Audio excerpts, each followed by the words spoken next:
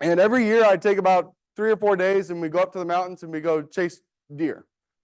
Well, one year I was working up there, or I was hunting up there, and we decided we were going to go up on the side of this hill and kind of work through this buckbrush to push out some deer to the other side.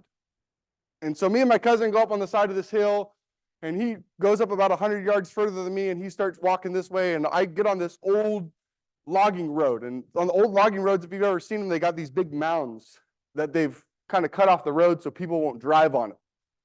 And so I'm walking through this buckbrush. I mean, it is thick and it's pokey, right? So all through your clothes, you're going through this thing, you're fighting through it, you're trying not to get your gear snagged on every little thing. And I get to this little clearing, and it's dead quiet. I mean, the quietest quietness you've ever heard, aside from maybe a few trucks moving through. I mean, no birds chirping, no squirrels yakking at you, because that's what happens. The squirrels will get up in the trees and they go, and it's annoying. And nothing. I mean, it was the quietest quiet you've ever heard in your life. And so I'm thinking to myself, well, there's got to be this. This is really weird, but there's got to be something in here. So I, not knowing, stomp on the stump to see if I could jump anything out. See if there was something just hiding there that hadn't really come out. And this head pops up from behind this mount. And what I think I see is this right here. This is what I think I see. Oh, cute little bobcat. Oh, that's cool. And I'm looking at it, and I'm like, that's cool. I've never had one 40 yards from me before. And so I go to pull up my binoculars, and I start looking at this thing, and my heart starts pounding out of my chest, because what I really see is this.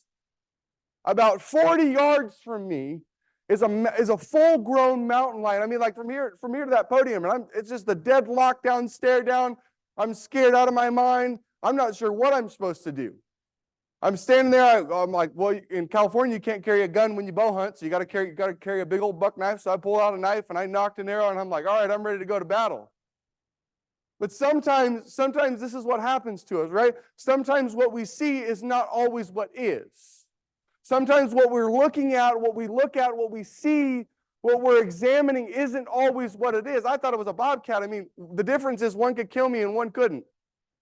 And that's a life or death situation. But really, in reality, this is where our problem really lies. In that sometimes we assume something before we seek something. You get what I'm saying?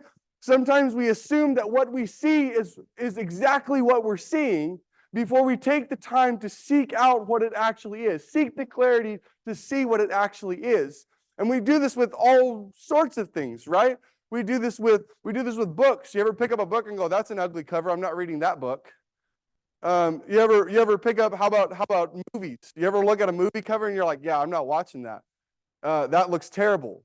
Or and then you watch a review on YouTube or whatever, and you're like, yeah, I ought to give that a shot. But you judged it before you ever even watched it. We do this with books, we do this with movies, we do this with shops. You look at a shop, you go to a shop, you go, yeah, that shop's not for me. And then you start reading reviews, and then you start looking at videos, and then you start saying, well, maybe, just maybe, this is for me. But not only do we do this with things that are objective, we do this with people too, do we not? We do this with people in our everyday lives. When we go out into the world and we see people who are all tatted up and they got body piercings and to us they look sky. They don't look like us because they're not like us. And for some reason, I found myself in this position before where I look at somebody and I go, that guy would never hear the gospel. That guy would never listen to me talk about Jesus. You ever found yourself in that place before? You look at somebody and you go, that guy would never hear it. That guy would never see it. He'd never understand it because he looks a certain way. And sometimes appearances are deceiving. Sometimes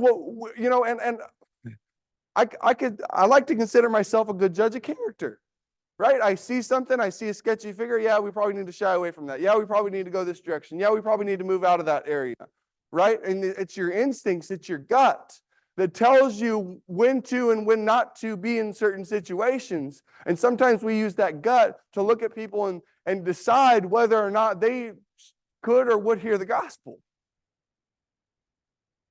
But that's just not the case, is it?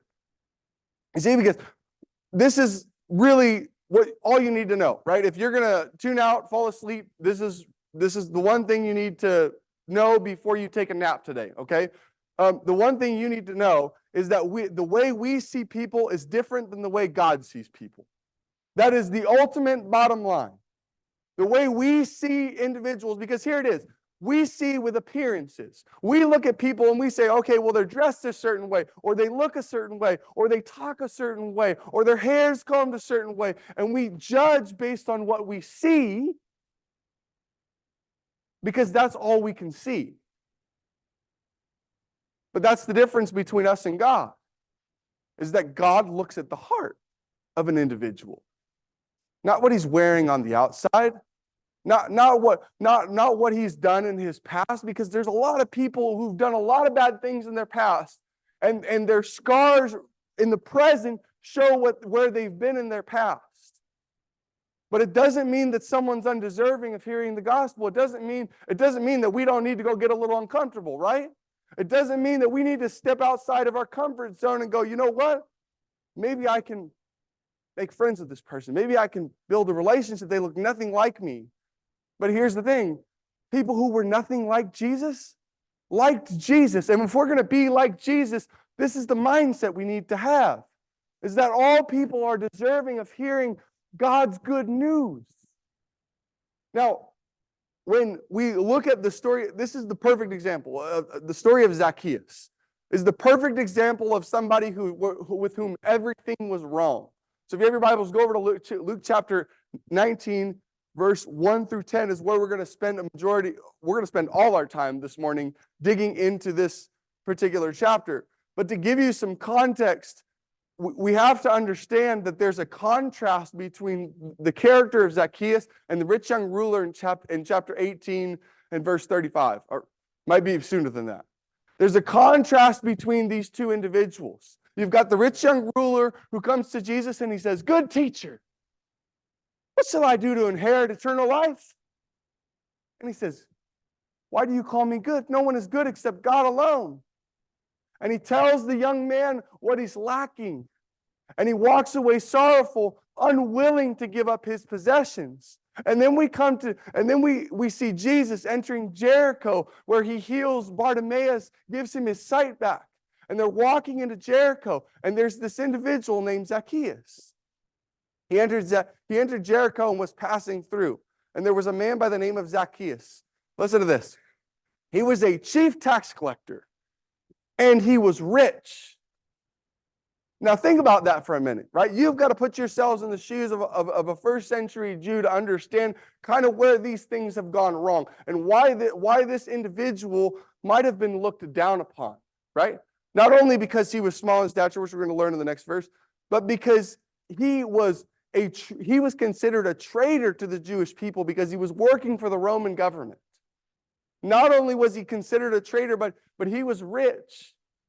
And rich people were seen as good and seen as bad, but he defrauded a lot of people. Tax collectors were known for this type of activity of being fraudulent individuals, and especially if they were Jewish. There is everything that you could possibly think is wrong with a Jew is wrong. Zacchaeus was trying to see. Look, this is what he's trying to do. He's trying to see who Jesus was, and was unable because of the crowd, where he was small in stature. So he's a chief tax collector. He's rich, and he's short. He's going to be looked down upon, no matter which way you look at it.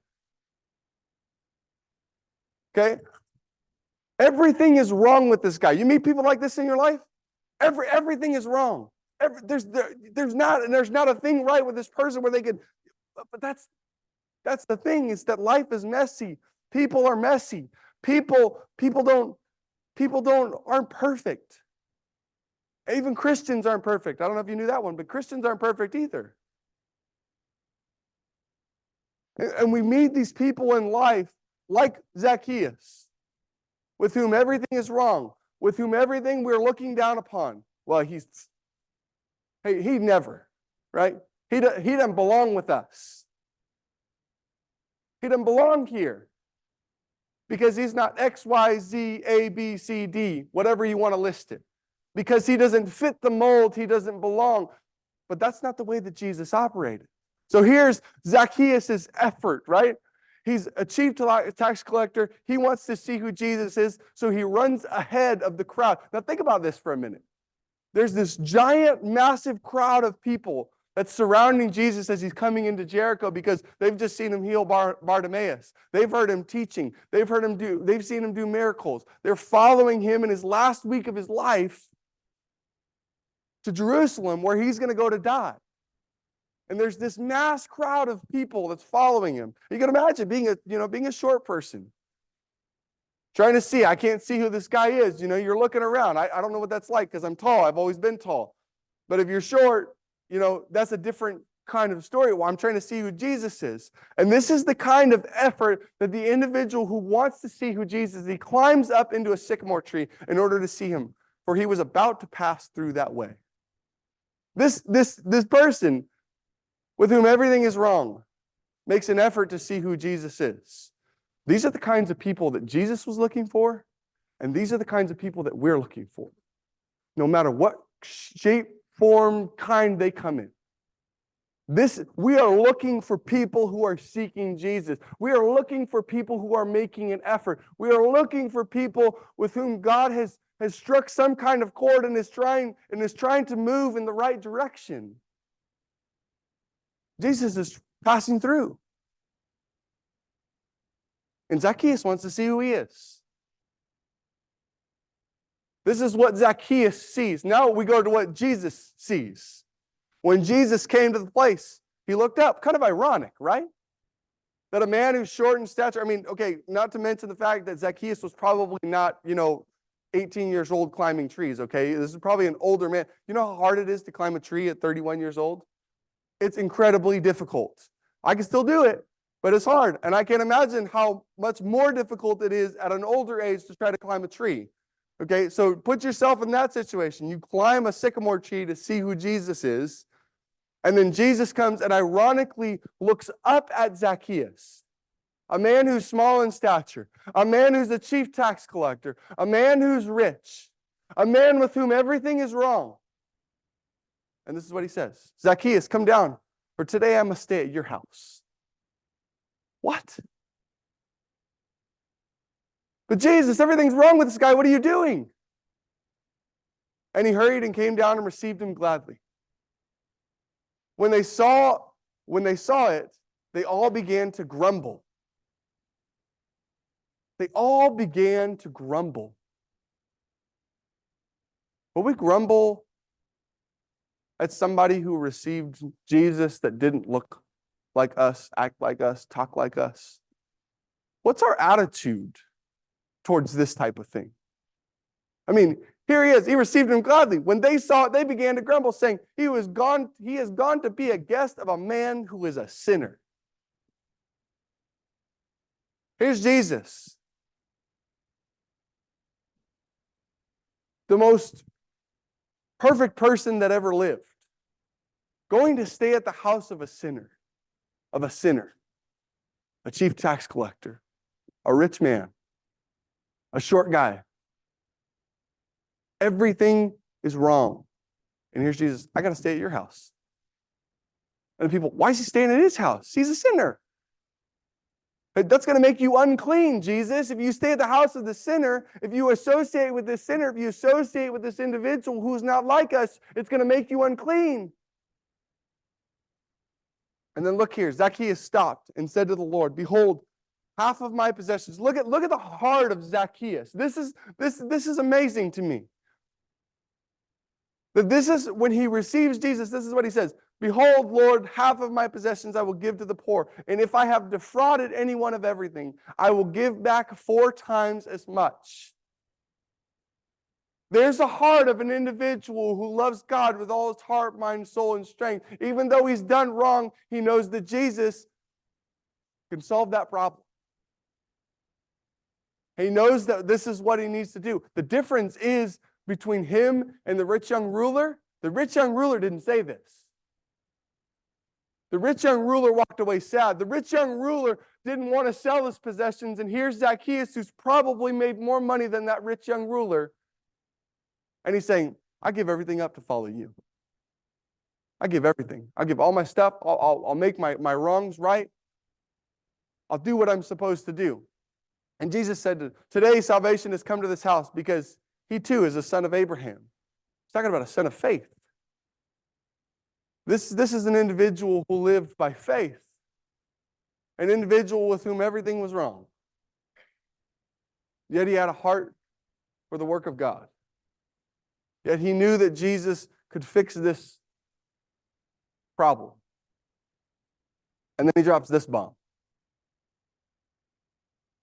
And he tells us why he's here. For the Son of Man has come to seek and to save that which is lost. Now, specifically here, he's talking about Jewish people. And in a larger scheme, he's talking about all people. But in this specific instance, he's talking about Jewish people. The Jewish people had strayed from God's commands, had strayed from God's law, had looked to other things, had followed the teachings of the Pharisees and the Sadducees and all these other people. And they'd been following the teachings of men, and here comes along Jesus, and he's saying, look, this is what I'm after. I'm here to restore what has been lost. I am here to save what has been lost. In a grand scheme, people of all kinds, of all nations. In a smaller scheme, I'm here to bring my people back into God's covenant, the way God wants it to happen. Because the way we see people and the way God sees people are two different things. We might tell that story a little bit differently had it come from us. We might tell that story a little bit differently had we been the ones surrounded by a crowd walking into Jericho. That story comes off a little different, doesn't it? But since it's Jesus, he shows us what the point is. This is the attitude that we need to have. We need to have the attitude of like, well, wait a minute here. Am I the rich young ruler? Or am I Zacchaeus? Where do I see myself in this story? Because it's important to me to understand what kind of care. If I'm the rich young ruler and I'm just not willing to do anything, not willing to fill what I'm lacking, then I need to shape my character. But he gives us the solution and says, look, you should be like Zacchaeus. Go figure out who Jesus is. Do whatever you got to do to figure it out. And if you can't see him, climb a tree. Do what you have to do. Make an effort. Be a seeker. Even as a Christian, we should be seeking Jesus. We should be seeking to learn more about Jesus. We should be seeking to become more like Jesus. That's what I want to be. I want to be like Jesus. I want to love people the way that Jesus loved people. I want to show grace to people the way Jesus showed grace to people. I want to be kind to people the way that Jesus was kind to people. I want to stand for the truth the way Jesus stood for the truth. I want to live like Jesus. But I can't do that if I see people the human way. But if I start seeing people God's way, it changes things. So here's really the one thing we need to take away from this. We saw the bottom line, but we need to take something away from this message. And this is really, really important and probably slightly redundant. But here it is. We need to see people as God sees people. We need to put on our Jesus lens and go, okay, what in this situation, it makes me uncomfortable. Yeah, maybe I might be slightly offended, but how would Jesus handle this situation? What kind of love and grace and kindness would he show to the people that he encountered? What would he do? And I know it's cliche. What would Jesus do? Ha ha ha. People don't like that. They go, well, that WWJD. But it does. There is some merit there. In going like, if I want to live like Jesus, I have to think like Jesus. I have to see people like Jesus sees people. I have to see the world like Jesus sees the world. I have to be on a mission like Jesus is on a mission. If I want to live like Jesus, I have to see like Jesus. But I can't do that if I continuously live in my human way of thinking. I want to see like God sees. That's what I pray for. Because my own human ways are not good. My own human way of thinking is not good. It's not right. I want to see like God sees. Because that will not only change the lives of the people that I encounter, but it will change my life too. It will not only change the lives of the people, I can't tell you how many people I've met over the last several years where it's like, yeah, it's a little uncomfortable for me because I don't dress like that. I don't talk like that. I don't think like that. It's uncomfortable. But I look at Jesus and I see him with the woman at the well. And I wonder if he was uncomfortable. And I see Jesus with the man of the pool of Siloam. And I wonder if he was uncomfortable. It doesn't tell me whether or not he was, but it tells me the way that he saw people. It tells me the way that he loved people. It tells me the kindness he showed toward people. And that's the way I want to see. That's the way I want us to see. That's the way I want us to try and reach out to this community, to try to help people see Jesus. But in order for people to see Jesus, we have to see Jesus first.